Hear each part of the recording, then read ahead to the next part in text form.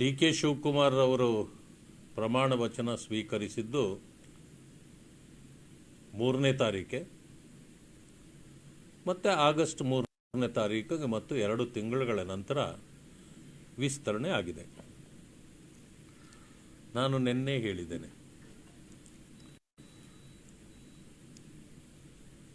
ಮಂತ್ರಿಮಂಡಲದ ಸದಸ್ಯತ್ವಗಳನ್ನು ಹರಾಜಿಗೆ ಇಟ್ಟಿದ್ದ ಕಾಂಗ್ರೆಸ್ಸು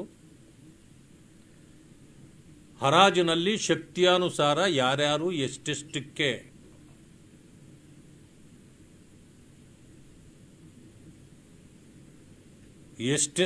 ಅದನ್ನು ಹರಾಜಿನಲ್ಲಿ ಪಡೆಯಬಹುದೋ ಅದು ಹರಾಜಿನಲ್ಲೇ ಬಂದಿದೆ ಅಂತಕ್ಕಂಥದ್ದನ್ನು ನಿನ್ನೆ ಹೇಳಿದ್ದೆ. ಈಗ ಪುರಾವೆ ಎಂಬಂತೆ ಅದಕ್ಕೆ ಈಗಾಗಲೇ ವಿಡಿಯೋಗಳು ಕೂಡ ಓಡಾಡ್ತಾ ಇವೆ. ವಿಡಿಯೋನ ಮತ್ತೆ ತೋರಿಸ್ತೇನೆ ನಾನು. ಆದರೆ ಒಂದನ್ನು ನಾವು ಅರ್ಥ ಮಾಡ್ಕೊಳ್ಬೇಕೀಗ, ಭ್ರಷ್ಟಾಚಾರದ ಆರೋಪದ ಮೇಲೆ ವಾಲ್ಮೀಕಿ ನಿಗಮದಲ್ಲಿ 187 ಕೋಟಿ ಹಣ ದುರುಪಯೋಗಪಡಿಸಿಕೊಂಡ ನಾಗೇಂದ್ರ ಅವರು ದೊಡ್ಡ ಬಿಜೆಪಿಯ ಮುಖಂಡರ, ಶಾಸಕರ ಬಹುದೊಡ್ಡ ಹೋರಾಟದ ಫಲವಾಗಿ ಅವರು ರಾಜೀನಾಮೆ ನೀಡಬೇಕಾಯಿತು, ಜೈಲಿಗೆ ಹೋಗಬೇಕಾಯಿತು. ಇವತ್ತು ಕೂಡ ಬೇಲಿನ ಮೇಲಿದ್ದಾರೆ. ವಿಶೇಷ ಅಂದರೆ ಬೇಲಿನ ಮೇಲಿದ್ದರೂ ಕೂಡ, ಭ್ರಷ್ಟಾಚಾರದ ಆರೋಪ ಇದ್ದರೂ ಕೂಡ ಕಾಂಗ್ರೆಸ್ಸು ಅವರಿಗೆ ಉಡುಗೊರೆಯಾಗಿ ಮತ್ತೆ ಮಂತ್ರಿಯನ್ನಾಗಿ ಮಾಡತಕ್ಕಂಥ ಕೆಲಸವನ್ನು ಮಾಡಿದ್ದಾರೆ. ಇದರಿಂದ ಸಾಬೀತಾಗತ್ತೆ ಅವರು, ಕಾಂಗ್ರೆಸ್ ಪಕ್ಷದವರು ಭ್ರಷ್ಟಾಚಾರಕ್ಕೆ ಬೆಂಬಲ ಕೊಡ್ತಕ್ಕಂಥವರು, ಭ್ರಷ್ಟಾಚಾರವನ್ನೇ ಇದು ಮಾಡಿ ಇಟ್ಕೊಂಡಿರ್ತಕ್ಕಂಥವ್ರು. ಈಗ ಒಂದು ಮಾತನ್ನು ನಿಮಗೆ, ಒಂದು ವಿಡಿಯೋ ಇದೆ ನನ್ನ ಜೊತೆಯಲ್ಲಿ, ಅದನ್ನ ನಿಮ್ಮ ಮುಂದೆ ಮಾಡ್ತಾರೆ.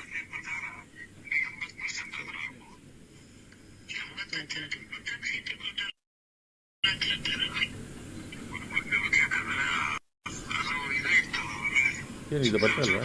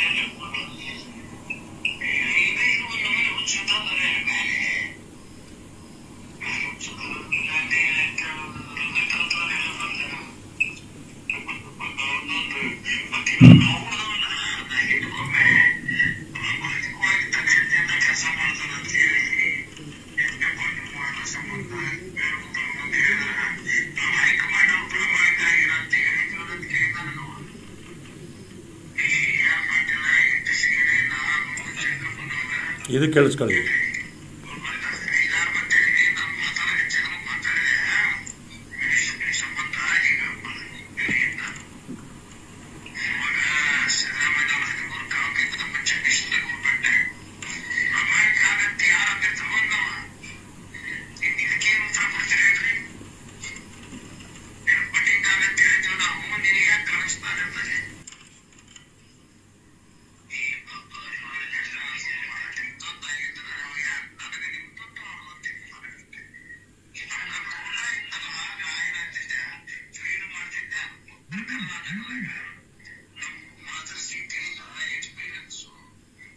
ಇರಲಿ, ಇದನ್ನು ನಿಮಗೆ ನಾನು ಸರ್ಕ್ಯುಲೇಟ್ ಮಾಡ್ತೇನೆ, ಸಿಕ್ಕಿದೆ ಅಂತ ಕಾಣುತ್ತೆ. ಇದರಲ್ಲಿ ಏನಿದೆ ಅಂದರೆ, ನಾಗೇಂದ್ರ ಅವ್ರಿಗೆ ಮತ್ತೆ ಅವನು ಎಲ್ಲರ ಹೆಸರು ಹೇಳ್ತೀನಿ ಅಂತ ಹೇಳ್ಬಿಟ್ಟಿದ್ನಂತೆ. ಅದಕ್ಕೆ ಎದುರಿ ಕೊಟ್ಟಿದ್ದಾರೆ ಅಂತ ಒಬ್ಬರು, ಇನ್ನೊಬ್ಬರು ಇದಕ್ಕಿಂತ ಹೆಚ್ಚು ಹಣ ನನ್ನ ಮರ್ಯಾದೆ ಪ್ರಶ್ನೆ ಅಂತೇಳಿ ಹೆಚ್ಚು ಹಣ ಕೊಟ್ಟರು, ಅದಕ್ಕೆ ಕೊಟ್ಟಿದ್ದಾರೆ ಅಂತ ಮತ್ತೊಬ್ಬರು. ಹೀಗೆ ಅನೇಕರು ಒಬ್ಬೊಬ್ಬರದೂ ಈಗ ಹೊರಗೆ ಬರಲಿಕ್ಕೆ ಪ್ರಾರಂಭ ಆಗಿದೆ. ಅಂದರೆ ಒಟ್ಟಾರೆ ಈ ಒಂದು ಮಿನಿಸ್ಟ್ರಿಯಲ್ ಪೋಸ್ಟ್ಗಳನ್ನು ಹರಾಜಿಗಿಟ್ಟಿದ್ರು ಅಂತ ನಾವೇನು ಹೇಳಿದ್ವಿ, ಅದು ಈಗ ಹೆಚ್ಚು ಕಡಿಮೆ ಸಾಬೀತಾಗಿದೆ. ಎರಡನೇ ವಿಷಯ, ಎಚ್ ಕೆ ಪಾಟೀಲ್ರಿಗೆ ಕೆಲವರಿಗೆಲ್ಲ ಮಂತ್ರಿಗಿರಿ ಕೊಡಲಿಲ್ಲ ಅನ್ನೋದ್ರ ಬಗ್ಗೆ ಪ್ರಸ್ತಾಪ ಮಾಡ್ತಾ ಇಲ್ಲಿ ಮಾತಾಡಿರ್ತಕ್ಕಂಥವರು ತಿಮ್ಮಾಪುರ್ ಮತ್ತು ನಂಜೈನ್ ಮಠ್, ಒಬ್ಬರು ಎಕ್ಸ್ ಮಿನಿಸ್ಟ್ರು ಮತ್ತು ನಂಜೈನ್ ಮಠ್ ಎಕ್ಸ್ MLA, ಅವರು ಮಾತಾಡ್ಕೊಂಡಿರೋದು. ಇದು ಒಂದೇ ಕಾರ್ನಲ್ಲಿ ಕುಳಿತು ಮಾತಾಡ್ಕೊಂಡು ಹೋಗುವಾಗ ಕಾರ್ನಲ್ಲಿ ಮಾತಾಡಿರತಕ್ಕಂಥದ್ದು ರೆಕಾರ್ಡ್ ಮಾಡಿ ಕೊಟ್ಟಿದ್ದಾರೆ ಅವರು. ಇವ್ರ ಹತ್ರ ಕೆಲವ್ರ ಹತ್ರ ಹಣ ಇಲ್ಲ, ಅವರು ಪ್ರಾಮಾಣಿಕರಿದ್ದಾರೆ, ಅದರಿಂದ ಎಲ್ಲಿ ಹಣ ಕೊಡೋಕ್ಕಾಗ್ತದೆ ಹೈಕಮಾಂಡ್ಗೆ ಅಂತ ಕೆಲವರು ಕೇಳಿದ್ರು ವೇಣುಗೋಪಾಲ್ ಅವ್ರನ್ನ.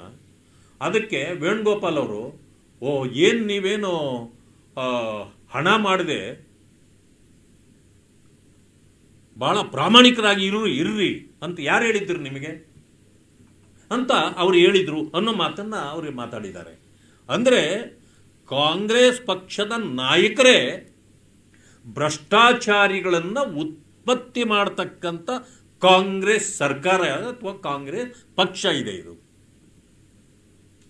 ಇದರಿಂದ ಸಾಬೀತಾಗ್ತದೆ ಇವರು ದೇಶ ಕಟ್ಟಲಿಕ್ಕೆ ಉದ್ಧಾರ ಮಾಡಲಿಕ್ಕೆ ಬಂದವರಲ್ಲ, ಇದು ದೇಶವನ್ನು ಲೂಟಿ ಮಾಡಲಿಕ್ಕೆ ಬಂದಿರತಕ್ಕಂಥ ಕಾಂಗ್ರೆಸ್ ಅಂತಕ್ಕಂಥದ್ದು ಸ್ಪಷ್ಟವಾಗಿ ಗೋಚರವಾಗತ್ತೆ. ಆದ್ದರಿಂದ ಈಗಾಗಲೇ ಏನು ನಾಗೇಂದ್ರ ಅವರು ರಾಜೀನಾಮೆ ಕೊಟ್ಟಿದ್ರು, ಕೋರ್ಟ್ನಲ್ಲಿ ಈಗಲೂ ಕೂಡ ಅವರ ಮೇಲೆ ದಾವೆ ಇದೆ.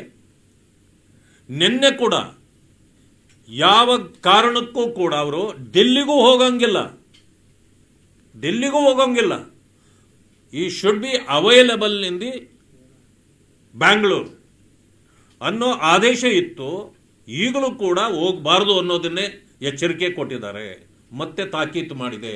ಅಂದಮೇಲೆ ಇಂಥ ಕಳಂಕಿತರು ಮಂತ್ರಿ ಮಂಡಲದಲ್ಲಿ ಇರಲಿಕ್ಕೆ ಸಾಧ್ಯವೇ ಇಲ್ಲ. ಯಾವುದೇ ಕಾರಣಕ್ಕೆ ಅವರು ರಾಜೀನಾಮೆ ಮತ್ತೊಮ್ಮೆ ಕೊಡುವವರೆಗೆ ಅದು ನಾವು ವಿರಮಿಸೋದಿಲ್ಲ. ನಮ್ಮ ಪಕ್ಷದ ಕಾರ್ಯಕರ್ತರು, ಮುಖಂಡರು ಎಲ್ಲರೂ ಕೂಡ ಇಡೀ ರಾಜ್ಯದಲ್ಲಿ ನಮ್ಮ ಹೋರಾಟವನ್ನು ಮತ್ತೆ ನಾವು ಪ್ರಾರಂಭ ಮಾಡೋರಿದ್ದೇವೆ. ಸದನ 13ರಿಂದ ಪ್ರಾರಂಭ ಆಗುತ್ತೆ. ಅವರು ರಾಜೀನಾಮೆ ಇಲ್ಲದೆ ನಾವು ಸದನ ನಡೆಯಲಿಕ್ಕೆ ಬಿಡಲಿಕ್ಕೆ ಸಾಧ್ಯವೇ ಇಲ್ಲ. ಇದನ್ನು ನಾನು ಎಚ್ಚರಿಕೆ ರೂಪದಲ್ಲಿ ಮಾನ್ಯ ಮುಖ್ಯಮಂತ್ರಿಗಳಿಗೆ ಕೊಡ್ತಿದ್ದೇನೆ. ಅವರು ಇವತ್ತೇ ರಾಜೀನಾಮೆಯನ್ನು ಅವರದನ್ನು ಪಡೀಬೇಕು. ಇಲ್ಲ ಆದರೆ ನಮ್ಮ ಹೋರಾಟ ಇನ್ನೂ ಮುಂದುವರಿಯುತ್ತದೆ. ಒಂದು. ಎರಡನೇದು, ಎಂಥ ಮಂತ್ರಿಗಳನ್ನು ಆಯ್ಕೆ ಮಾಡಿದ್ದಾರೆ.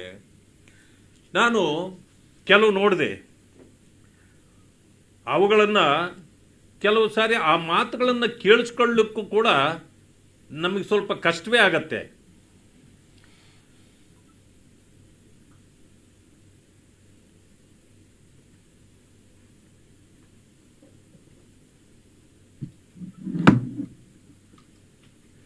ಏನಂತಂದ್ರೆ, ಜನರಿಗೆ ಇವರಿಗೆ ಕನ್ನಡವೂ ಬರೋದಿಲ್ವಾ, ಕನ್ನಡದಲ್ಲಿ ಇದನ್ನ ತಗೊಳಕ್ ಬರೋದಿಲ್ಲ.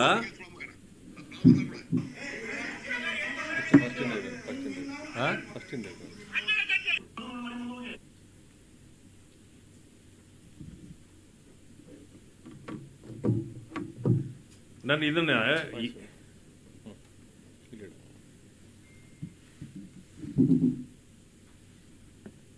ಇಷ್ಟರಿಗೆ ಸ್ವಚ್ಛ ಕನ್ನಡ ಮಾತಾಡೋಕೆ ಬರಲ್ಲ, ಆದ್ರೆ ಅವಾಚ್ಯ ಭಾಷೆ ಹೇಗೆ ಮಾತಾಡ್ತಾರೆ ನೋಡಿ. ಏನ್ ಸೆಂಟರ್ ನೋಡ್ತಾರೆ, ನೀನು ಬಂದು ಮಡಿ ಬಂದು ಕೇಳಿಲ್ಲ, ಬಂದ್ಬಿಟ್ಟು ಯಾಕೆ ನೋಡಿ, ಇದನ್ನು ನಾನು ಹೇಳಿಸ್ಲಿಕ್ಕೆ ನನಗೆ ಸರಿಯಿಲ್ಲ. ಆದರೆ